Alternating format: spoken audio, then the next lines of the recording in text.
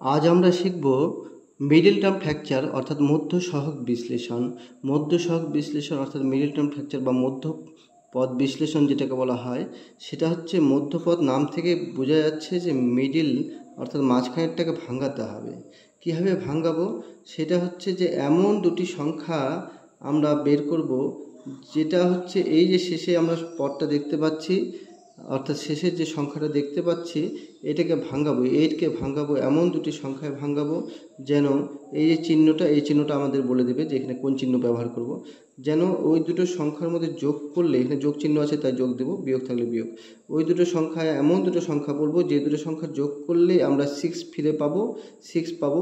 আবার আর ওই দুটো সংখ্যায় এই যে দুটো সংখ্যা এখানটা বসাচ্ছি আর কি, বসাবো, সেই দুটো সংখ্যায় গুণ করলে কিন্তু আমরা 8কে ফিরে পাবো।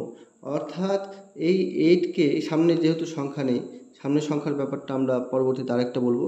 তো এখানে আমরা দেখতে পাচ্ছি 8কে আমরা ভাঙাবো এমনভাবে যে গুণ করলে, দুটো সংখ্যা গুণ করলে 8 হবে, আবার দুটো সংখ্যার মধ্যে যোগ করলে যেন 6 হয়। ঠিক আছে, এটা অবশ্যই চিহ্নটার দিকে খেয়াল রাখতে হবে। তো আমরা আজকে শুরু করতে যাচ্ছি মিডল টার্ম ফ্র্যাকচার। যাদের মিডল টার্ম ফ্র্যাকচারের সমস্যা রয়েছে তারা কিন্তু অবশ্যই মিডল টার্ম ফ্র্যাকচারটা শিখে নাও। মধ্য সহগ বিশ্লেষণ এটা শিখতেই হবে, না শিখলে কিন্তু আমরা অঙ্কের অনেক বিষয়গুলো আমরা পারবো না। ঠিক আছে, তাহলে আমরা দেখতে পেলাম যে আমরা এটাকে বিশ্লেষণ করব এইভাবে যে দেখো যে এখানে এক্স স্কোয়ার আমরা যা আছে সেটাই লিখব। ঠিক আছে, আরও অন্যভাবে হয়, আমরা অন্যভাবেও আমরা দেখব অন্য অঙ্কের ক্ষেত্রে, এটা আগে করে নিই। ঠিক আছে, তো এখানটায় 8 আছে, তো 8কে ভাঙাবো 4 দুগুণ 8, 4 আর 2 গুণ করলে 8 হয়। তো এখানে 4 আর যোগ দিয়ে 2 যদি লিখি তাহলে কিন্তু 6ও হয়। অর্থাৎ আমি বলেছিলাম যেটা, যে এখানে যা চিহ্ন থাকবে সেই চিহ্নটা দিয়ে মেলাবো। তারপরে এখানটা কি আছে, এক্স আছে, এক্স লিখবো, আর এখানটা তো 8 আছে, 8 লিখবো। তাহলে ঠিক আছে, আমরা দেখি কি করলাম। এক্স স্কোয়ার আমরা এবার তৃতীয় লাইনে যেটা লিখতে হবে সেটা হচ্ছে এটাকে ভাঙাতে হবে, অর্থাৎ এই ব্র্যাকেটটা তুলতে হবে। আমরা যখন শিখে যাব না তখন কিন্তু এই লাইনটার প্রয়োজন হবে না, এই লাইনটাই আমরা করতে পারবো। আমরা আগে শিখে নিই আগে।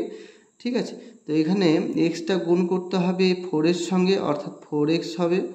আবার এক্সটা গুণ করব আমরা 2-এর সঙ্গেও, তাহলে আবার 2x হবে। আবার আমরা শেষে 8 যা আছে সেটা লিখব।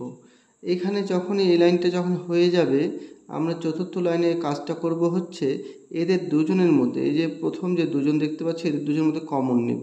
তো কমন বলতে যেটা দুজনের কাছ থেকে নেওয়া যাবে সর্বোচ্চ অর্থাৎ সবচেয়ে বেশি, সেটা আমরা নেব।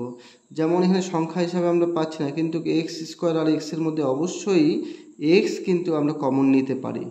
আর এখান থেকে আমরা দেখতে পাচ্ছি এক্স বাঁচে, আর এখান থেকে 4 বাজবে, তাই তো? আচ্ছা ঠিক আছে, এবার পরেরটাতে যাই। যেটা বললাম যে প্রথম দুজন থেকে কমন নেওয়ার পর পরের দুজন, এখানে কমন নেওয়ার জায়গাটাতে অবশ্যই খেয়াল রাখতে হবে যে এখানে +2 আছে, প্লাসে আছে না মাইনাসে আছে সেটা দেখতে হবে, এখানে প্লাসে আছে, তো কমনটা কিন্তু প্লাসেই নেব। সংখ্যা হিসাবে প্রথমে দেখব কাকে কমন যায়। এখানে 2 আছে, এখানে আছে 8 আছে, 8 আছে, 2 আর 8 আছে আর কি। তো 2 আর 8-এর মধ্যে অবশ্যই কিন্তু 2 সর্বোচ্চভাবে কমন নেওয়া যায়, অর্থাৎ HCF বলতে পারি আমরা, অর্থাৎ গসাগু বলতে পারি। দুটো সংখ্যার মধ্যে যেটা গসাগু ওটাকে বলা হয় কমন।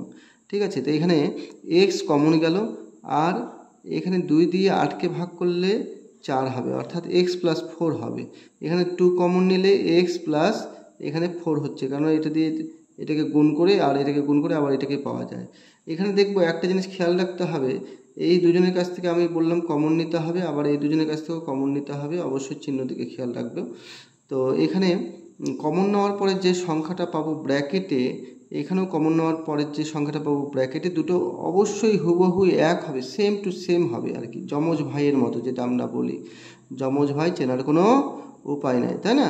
তো যাই হোক, এখানে x+4 এই দুজনের মধ্যে থেকে একটা কমন নিতে পারি, আর x+2, এটা হলো আমাদের উৎপাদক বিশ্লেষণের উত্তর। হ্যাঁ, আবার এই দুজনকে যদি আমরা গুণ করি না, এই দুজনকে গুণ করলে কিন্তু আবার আমরা এটাকেই ফিরে পাবো। ঠিক আছে, এটাকেই কিন্তু ফিরে পাবো। আমরা পরবর্তী আরেকটি অঙ্ক করি, তাহলে আমরা কিন্তু বুঝতে পারবো হ্যাঁ বিষয়টি। যে আরেকটি বিষয় হচ্ছে, দেখো সামনে আগের অঙ্কটাতে আমাদের সামনে কোনো সংখ্যা ছিল না, এটাতে কিন্তু আমরা একটা সংখ্যা রেখেছি। সংখ্যা থাকলে বিষয়টির দিকে খেয়াল রাখতে হবে যে প্রথম সংখ্যা আর শেষের যে সংখ্যা, অর্থাৎ প্রথম যে সহগটা রয়েছে আর শেষ পদের যে সহগটা রয়েছে, সংখ্যাটা রয়েছে, সংখ্যার সহগ রয়েছে, সেটা মনে মনে একটা গুণ করব। তো মনে মনে গুণ করলে 3 8 24 হচ্ছে, ভাবতে হবে এখানে 24 আছে, তারপরে যেভাবে করি সেভাবেই করতে হবে। অর্থাৎ এখানে ভাবতে হবে 24 অর্থাৎ 24 রয়েছে, এই 24কে এখানে আমরা ভাঙাবো, এমনভাবে ভাঙাবো যে বিয়োগ চিহ্ন, এখানে মাইনাস চিহ্ন দেখতে পাচ্ছি, মাইনাস চিহ্ন দিয়ে যেন এই সংখ্যাটা আমরা এখানে দুটো সংখ্যা এমন লিখব যে সংখ্যা দুটোর মধ্যে মাইনাস করলে, বিয়োগ করলে যেন আমরা এই সংখ্যাটা পেয়ে যাই। তাহলে ভাববো এখানে 3 8 24 আছে, আমরা জানি 4 6 24 হয়, তো এখানে 3x² মাইনাস 6, 4 6 24, 4 আর 6 লিখবো, 6 আর 4 লিখবো, হ্যাঁ 6 4 যা 24। এখানে এক্স লিখতে পারি, যা আছে সেটাই লিখতে হবে, যে আমরা চলটা দেখতে পাচ্ছি এক্স আছে, এক্স লিখবো। এখানে 8 আছে, 8 লিখবো। এখানে এখন কি করব, এই লাইনটা আমরা বলছি যে যখনই আমরা শিখে যাব এই লাইনটা করার প্রয়োজন হবে না, আমরা ডিরেক্টলি এই লাইনটা করতে পারি। তো 3x² মাইনাস, এখানে দেখি যে এক্সটা কিন্তু গুণ আছে, এক্সটা গুণ আছে কার সঙ্গে, এক্সটা গুণ আছে এখানে এক্সের 6-এর সঙ্গে, 6x। এখানে যেহেতু ব্র্যাকেটের আগে মাইনাস আছে, এইটা কিন্তু চিহ্ন চেঞ্জ হয়ে যাবে। আমি বলছিলাম যেটা, যে চিহ্ন দিকে অবশ্যই খেয়াল রাখতে হবে, ব্র্যাকেট তোলার আগে যে আমরা জানি এটা, যে চিহ্ন যদি মাইনাস থাকে ভেতরেরটা চেঞ্জ হয়ে যায়, মাইনাসে মাইনাসে আর কি প্লাস হয়, এইভাবেই হয়, গুণ করতে হয় চিহ্নের। তাহলে 4x এইখানটায় মাইনাসে 8 যা ছিল ছিল। তারপরে নিয়ম আমি কি বলেছিলাম, পরের লাইনে আমি বলেছিলাম যে এই লাইনটার মধ্যে আমাদের প্রথম দুজনের মধ্যে কমন নিতে হবে, যে কমন যাচ্ছে, কত কমন যাচ্ছে সর্বোচ্চ, অর্থাৎ গসাগু যদি করি দুটোর মধ্যে সেটাই কমন। তো 3 আর 6-এর মধ্যে আমাদের 3 কমন যাবে, আর x² আর x-এর মধ্যে x কমন যাবে, তাহলে এখান থেকে থাকলো হচ্ছে একটা x, তাই না। আর মাইনাসে 3 দিয়ে 6কে ভাগলে 3 দুগুণ 6, x তো কমন নিয়ে নিয়েছি, প্লাস 4 আর 8-এর মধ্যে 4 কমন যাবে, এখান থেকেও আমরা দেখতে পাচ্ছি এখান থেকে x মাইনাসে 2 হবে, তাই তো। আমরা বলেছিলাম যে এই যে কমন নেওয়ার পরে দু জায়গায় যেটা পাবো সেটা একদম সেম পাবো, মিলে যাবে। x মাইনাস 2 আবার কমন, x মাইনাস 2 আবার কমন, ঠিক আছে। আর 3x প্লাস 4, এই হয়ে গেল আমাদের কিন্তু ক্যান্সার। অর্থাৎ উৎপাদকে বিশ্লেষণ করলে, ওখানে তো আমাদের নাম হচ্ছে উৎপাদকে বিশ্লেষণ হচ্ছে, হ্যাঁ ফ্র্যাকশন করতে হবে আর কি, ভাঙাতে হবে। তো ভাঙালাম আমরা, ভাঙিয়ে আমরা কিন্তু যেটা পেলাম এটাই হলো আমাদের অ্যান্সার। অর্থাৎ এদের দুজনের যদি আমরা গুণ করি আবার কিন্তু এটাকেই ফিরে পাবো। ঠিক আছে, তো আজকে এই পর্যন্ত থাকলো।